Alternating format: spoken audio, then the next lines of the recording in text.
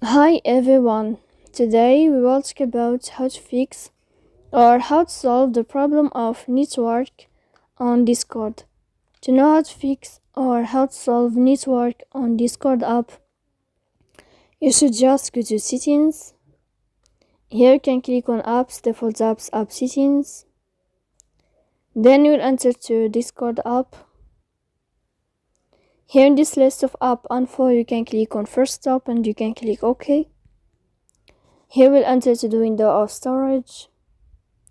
Then you can click clear cache, but be attention, don't click clear data because that can cause you errors in your app. In the end, you can turn off your Wi-Fi and you can wait a moment to turn on your Wi-Fi again. So please don't forget to support us by like and subscribe. See you next time in another video, and thank you for your